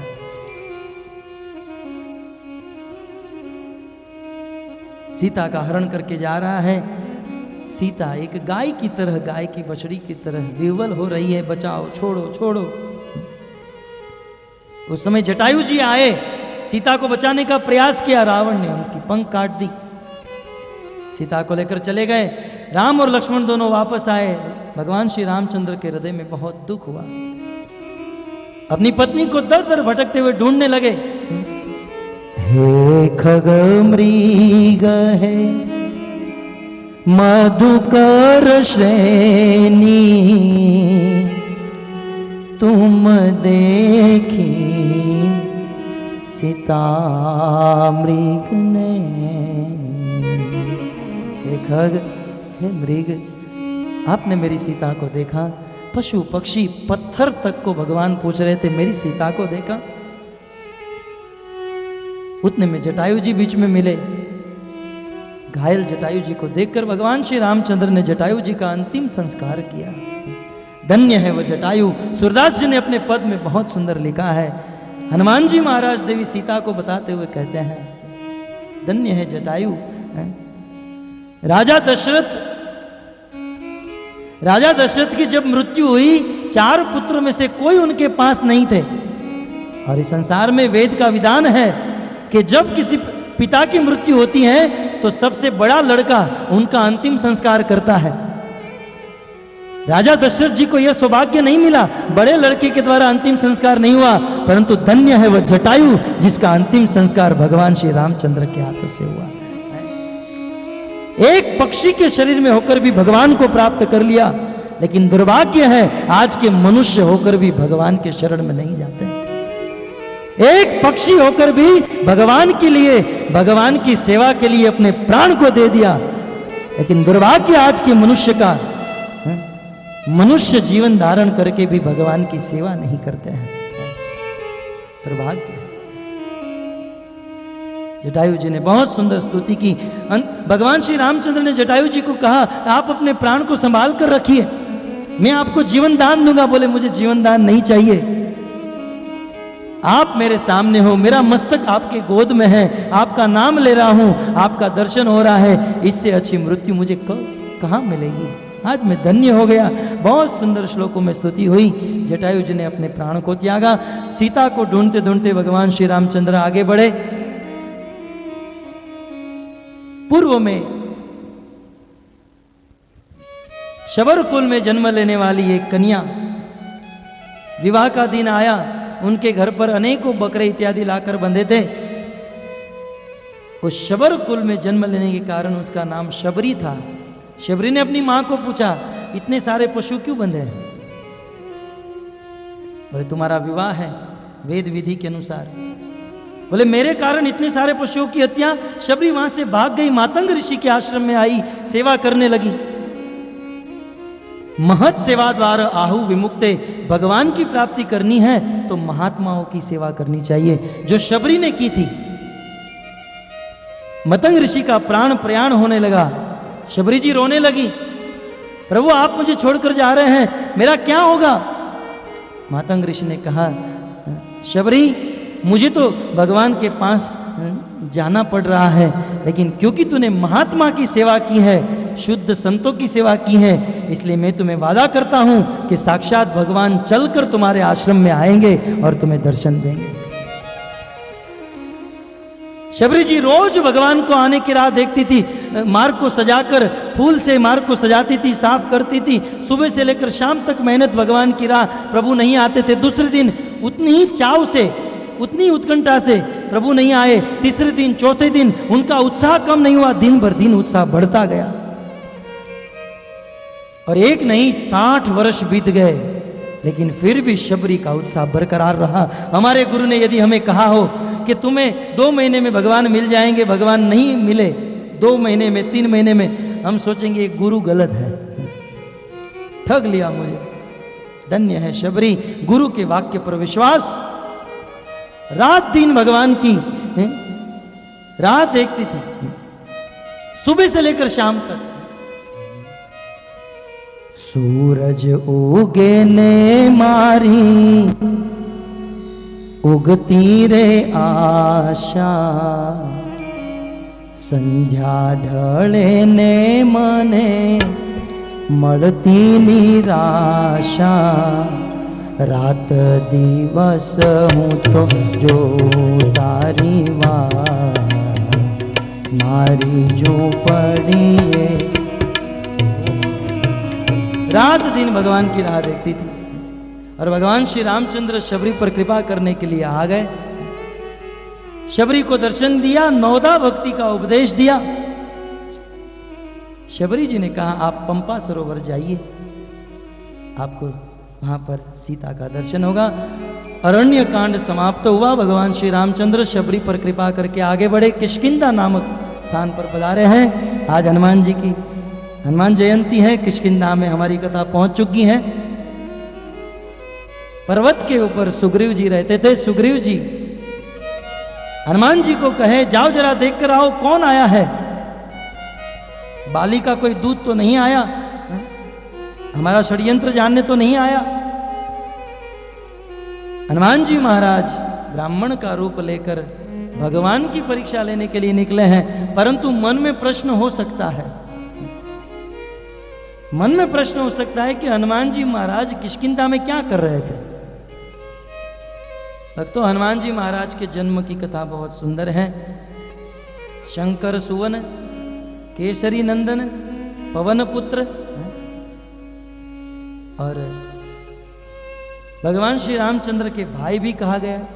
लोग कहते हैं जिस चरु से भगवान श्री रामचंद्र का जन्म हुआ उसी चरु से हनुमान जी महाराज का जन्म हुआ। जब कई हाथ में चरु लेकर खड़ी थी तब एक बाज आकाश से आया, उस चरु को लेकर उड़ा। भक्तों, उसी समय वानर राज केसरी और अंजनी दोनों शिवजी को प्रसन्न करने के लिए यज्ञ कर रहे थे। उस गीध के हाथ से वह चरु गिरा है। आइए स्वागत करते हैं केसरी का और अंजनी का महामंत्र से। हरे कृष्णा कृष्णा कृष्णा हरे हरे।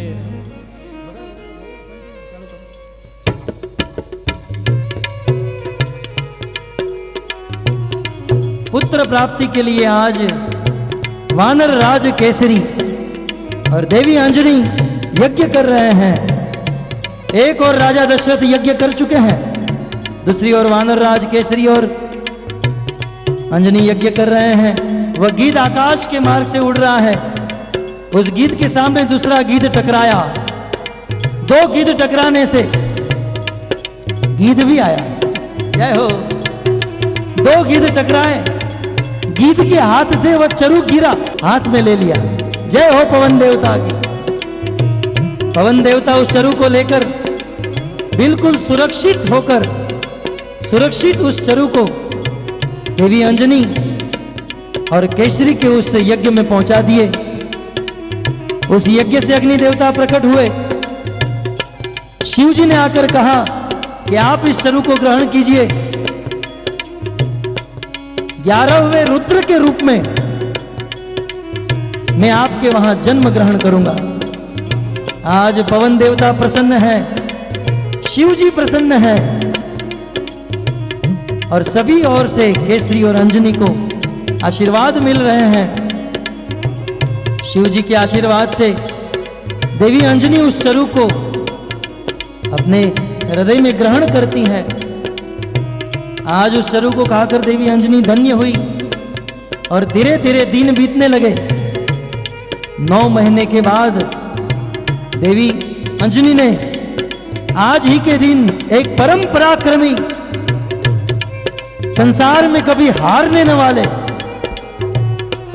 परम विद्वान, बुद्धि के निदान, परम श्रेष्ठ देवी अंजनी ने हनुमान जी महाराज को जन्म दे दिया। बोलिए हनुमान जी महाराज की, श्री हनुमान जी महाराज की जय, श्री हनुमान जी महाराज की जय।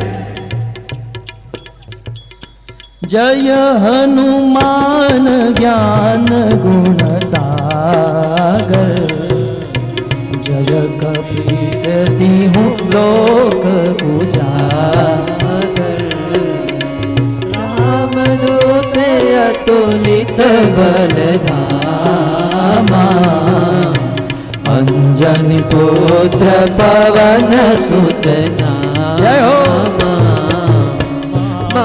विक्रम बजरंगी कुमति निवार सुमति के संगी, कंचन बरन विराज सुबेसा, कानन कुंडल कुंचित केसा, हाथ वज्र ध्वजा विराजे, कांधे मुंज जनेऊ साजे, शंकर सुवन केसरी नंदन, तेज प्रताप महाजगवंदन,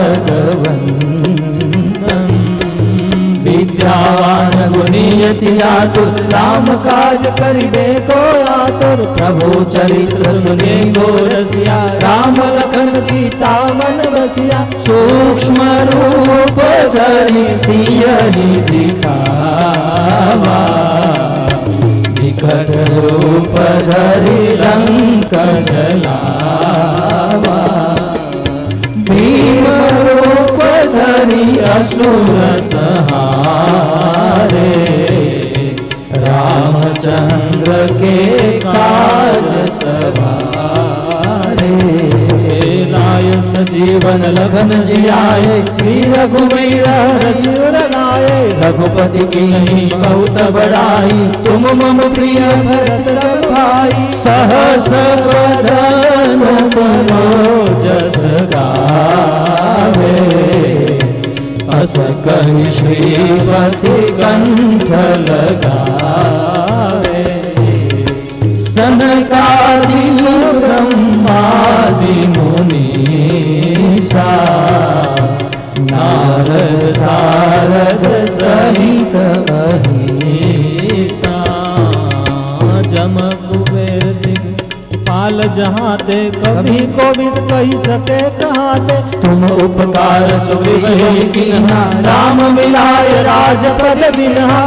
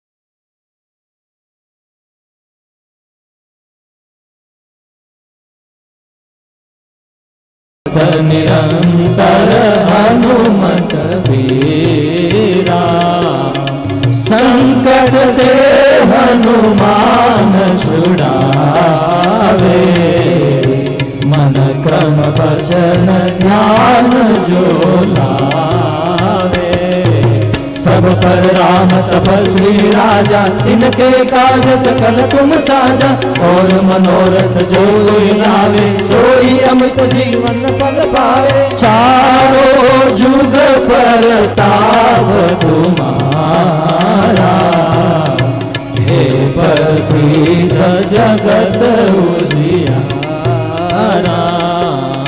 साधु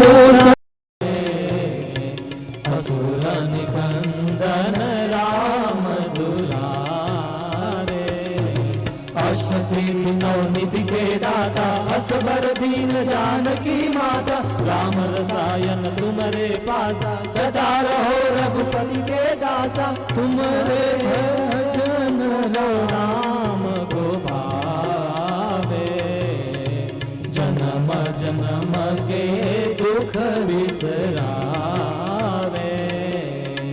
अनंत काल रघुबर पुर जाई,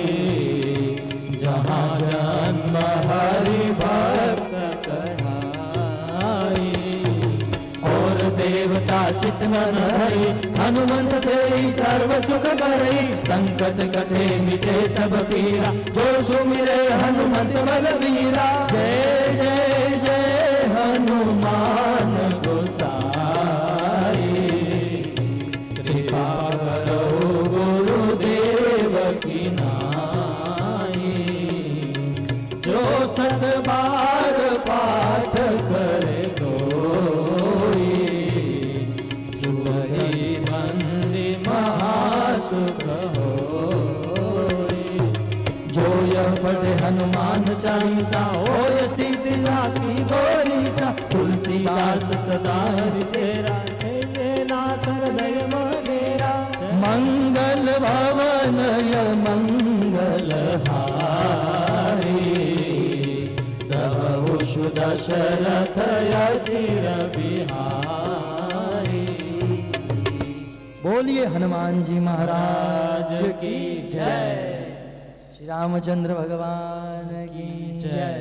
श्रील प्रभुपाद की जय। निताई गौर प्रेमानंदे हरि हरि हरि बोल। सभी भक्तों से निवेदन है, कल 3 कांड बाकी हैं, किष्किंधा कांड, सुंदर कांड और लंका कांड। अतः कल राम कथा शाम को 6 बजे प्रारंभ होगी और 10 बजे समाप्त होगी। सभी भक्तों से निवेदन है, यदि पूर्ण कथा का स्मरण श्रवण करना है तो 6 बजे यहाँ पर हाजिर हो जाइए। 6 बजे कथा प्रारंभ होगी, 10 बजे तक चलेगी। जय श्री राम। हरे कृष्णा। स्वागत है। और हम सभी का आज परम सौभाग्य है कि कथा के अष्टम दिवस पे हम सभी ने यहाँ पे हनुमान जयंती के ऊपर हनुमान जी का यहाँ प्राकट्य कराया। बोलिए श्री हनुमान जी महाराज की जय। आज अनेक अनेक भक्त यहाँ आए हैं और हमारा यह परम सौभाग्य है कि हमारे इस्कॉन के बहुत ही वरिष्ठ भक्त हिज ग्रेस श्रीमान जन्माष्टमी प्रभु यहाँ उपस्थित हुए हैं। तो हम प्रभु जी का हरे कृष्ण महामंत्र के द्वारा स्वागत करेंगे। हरे कृष्णा कृष्णा कृष्णा हरे हरे, हरे राम राम राम हरे हरे। जन्माष्टमी प्रभु से विनंती है, कृपया 2 मिनट मंच पे आएं और उपस्थित सभी वैष्णवों को संबोधित करें। जन्माष्टमी प्रभु से विनंती है।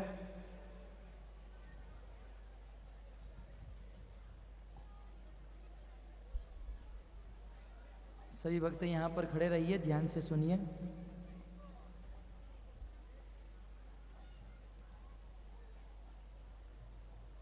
हरे कृष्णा हरे कृष्णा हरे कृष्णा कृष्णा कृष्णा हरे हरे हरे हरे हरे राम हरे राम हरे राम हरे राम राम राम राम राम हरे हरे। हरे।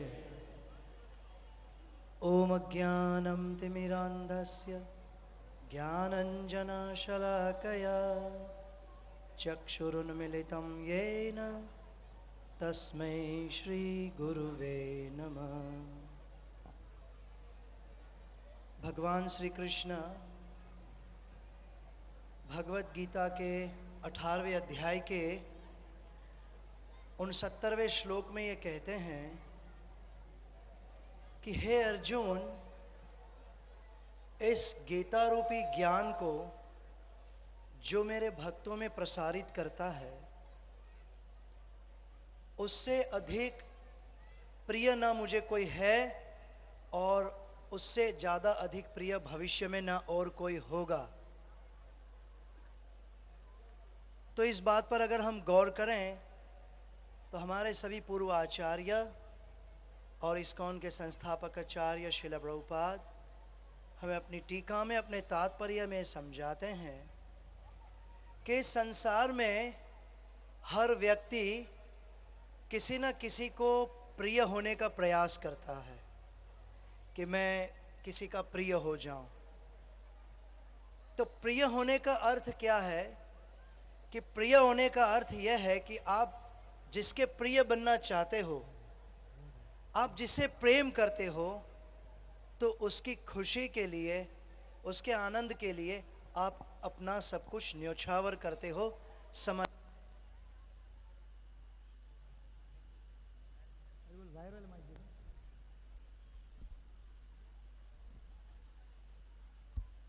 हरे कृष्णा। तो हम अपने प्रिय पात्र के लिए हम अपना सब कुछ उसकी खुशी के लिए समर्पण करते हैं, तो भगवान के प्रिय हम कैसे बन सकते हैं कि भगवान की वाणी को संसार के कोने कोने में प्रसारित करके भगवान से विलग हुए जीव, भगवान से बिछड़े हुए जीव को इस हरि कथा, राम कथा, भगवत कथा के द्वारा भगवत शरण में वापस लाया जाए। येन केन प्रकारेण ये भगवान के पास जीवों को लाया जाए, और ये जो कार्य करता है भगवान की सुंदर प्रकार से भगवान की लीलाओं को जो प्रस्तुत करते हैं, निश्चित रूप से वो भगवान के कृपा पात्र हैं। चैतन्य महाप्रभु कहते हैं कृष्ण शक्ति बिना नाही तार प्रवर्तन, कि जिस जीव को कृपा करके भगवान अपनी शक्ति प्रदान नहीं करते, वो जीव भगवान का कथा या उनके गुणगान तो क्या उनका नाम भी नहीं ले सकता। तो हम लोग ये अनुभव करते हैं इस सुंदर कथा श्रीमान लाल गोविंद दास प्रभु जी के द्वारा, इतनी सुंदर रसमयी कथा का जब हमने पान किया, श्रवण किया, हम तो डूब गए उसमें कि भगवान ने कितनी अपनी कृपा बरसाई है इस प्रभु जी के ऊपर। हाँ, वाल्मीकि जी रामायण में लिखते हैं कि चरितम रघुनाथस्य शतकोटि प्रविस्तरम एकैक अक्षरम पुंसा महापातक नाशनम, वाल्मीकि गिरि संभूता रामम भो निधि संगता, श्रीमद रामायणी गंगा पुनाति भुवनत्रयम, कि ये राम रूपी जो गंगा है ये तीनों लोगों को पावन करने वाली है। ये तीनों लोगों को, जैसे प्रभु जी ने बताया कि इस राम कथा में जटायु एक पशु, एक पक्षी है, पशु योनि का जीव है, वो भी अपना कल्याण, और कैसे प्रभु श्री राम के द्वारा उनका दाह संस्कार, जो भी आपने कुछ देर पहले श्रवण किया। ये राम का चरित्र से हमें क्या बोध मिलता है, क्या ज्ञान मिलता है कि एक पशु भी अगर अपना उद्धार कर सकता है तो हम क्यों नहीं कर सकते हैं। प्रभु जी का यही प्रयास है, और इसी प्रयास में ये जो चैतन्य महाप्रभु ने कहा ना कि कृष्ण शक्ति बिना नाही तार प्रवर्तन, तो उसका उदाहरण ये एक रामायण में है। प्रभु जी इतनी सुंदर चौपाई गा रहे हैं, अभी हनुमान चालीसा गाई, तो इसी हनुमान चालीसा में 2 पंक्तियां कुछ इस प्रकार से आई है। अष्ट सिद्धि नवनिधि के दाता, असबर दीन जान की माता, राम रसायन तुम्हारे पासा, सदा रहो रघुपति के दासा। तो भौतिक दृष्टि से अष्ट सिद्धि और नवनिधियां तो कुछ और बात है, पर सीता जी आगे चल करके उस वरदान में क्या कहते हैं, राम रसायन तुम्हारे पासा, है ना। तो ऐसे ही कुछ सीता जी के गुरु जी के आचार्य परंपरा के श्रील प्रभुपाद जी के आशीर्वाद है कि राम रसायन तुम्हारे पासा। राम रस को, राम रसायन को इतने सुंदर प्रकार से प्रस्तुत किया कि ऐसे लगता है कि बस ये सुनते जाएं, ये कभी समाप्त न हो, सदा रहो रघुपति के दासा। ये प्रभुपाद जी की कृपा है, ये भक्तों की कृपा है कि इस इतनी सुंदर कथा और सदैव सदैव चलती रहे। यही हमारे श्रील प्रभुपाद और श्री कृष्णा और प्रभु श्री राम जी के चरणों में यही निवेदन है, ये प्रार्थना है कि हमारे प्रभु जी, हमारे लाडले प्रभु जी, ये जो लाल गोविंद प्रभु जी है, हमारे लाडले प्रभु जी, इनको भगवान ऐसी शक्ति दे कि सदैव ये राम रसायन को इसी तरह वितरित करते रहे। सियावर रामचंद्र की, पवन सुत हनुमान की, शिल प्रभुपाद की। हरे कृष्ण।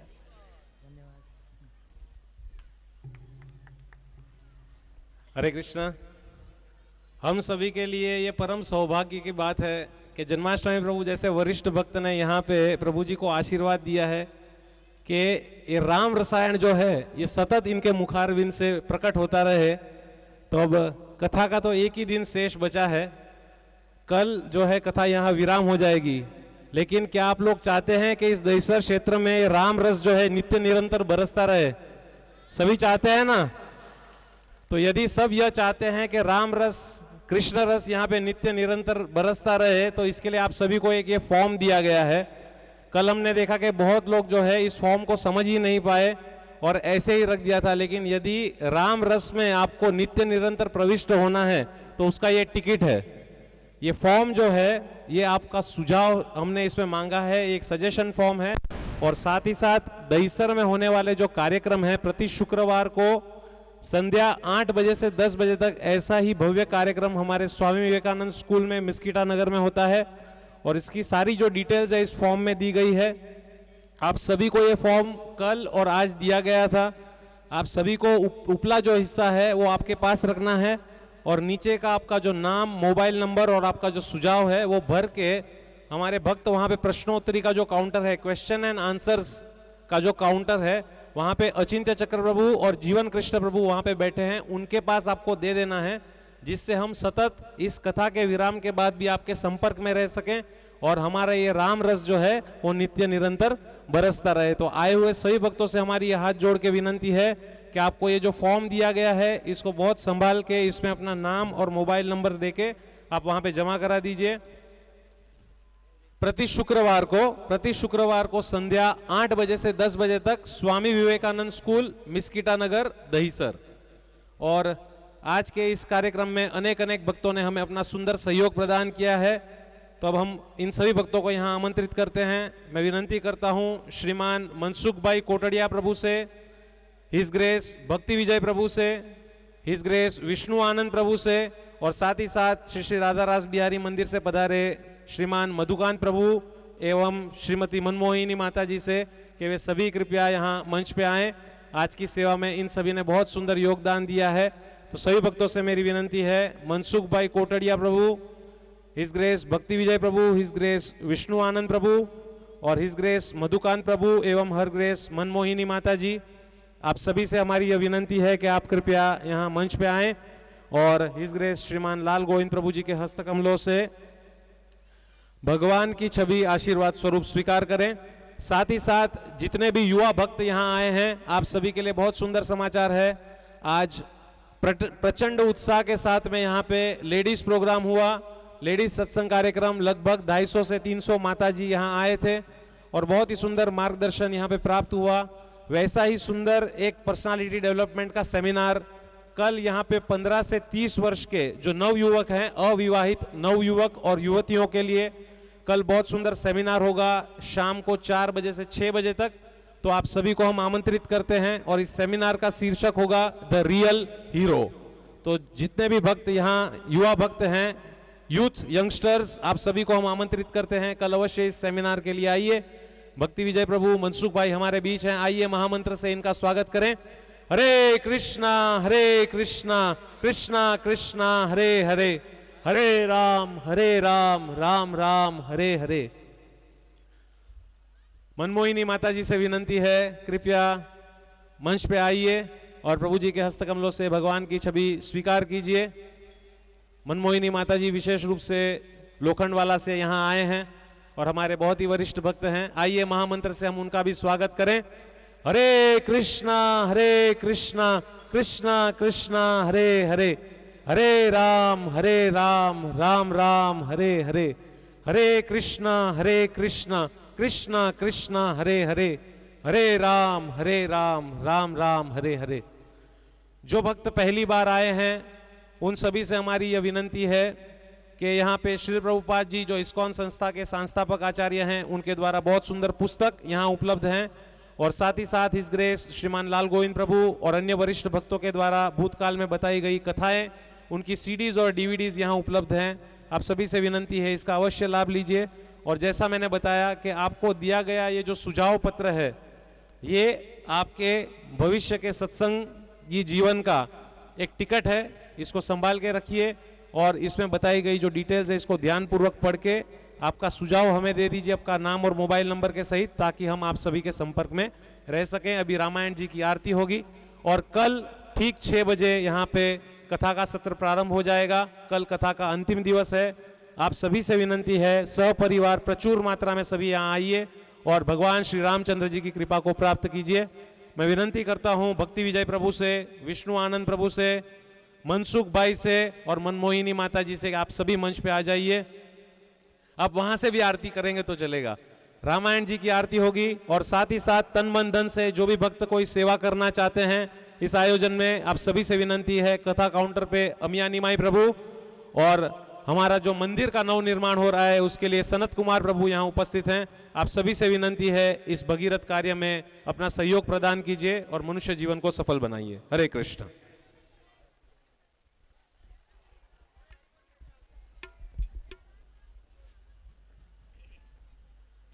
हरे कृष्ण। आरती श्री रामायण जे के, आरती श्री रामायण जी के, कीर्ति कलित ललित सिय पे के, कीर्ति कलित ललित सिय पे के, गावत ब्रह्मादिक मुनि नारद, गावत ब्रह्मादिक मुनि नारद, सुख सनकादिशेषयरु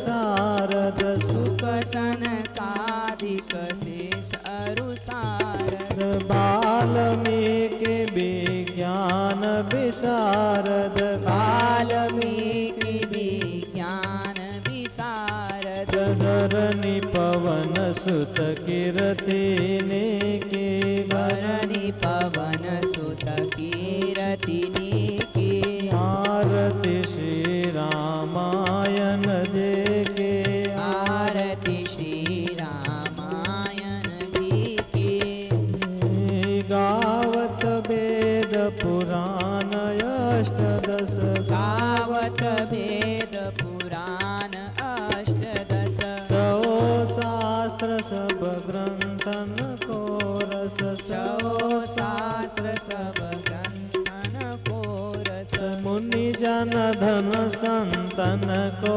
सरबस, मुनि जन धन संतन को सरबस, सारयंस सम्मत सब ही के, सार अंत सम्मत सब ही के, सारयंस सम्मत सब ही के, सार अंश सम्मत सब ही के, आरती श्री रामायण जी के, आरती श्री रामायण जी के, गावत संतत शंभु भवानी, गावत संतत शंभु भवानी, अरुघट संभव मुनि विज्ञानी, अरुघट संभव मुनि विज्ञानी, व्यास आदि कवि भरज बखानी, व्यास आदि कवि भरज बखानी, काग भूषण गरुड़ के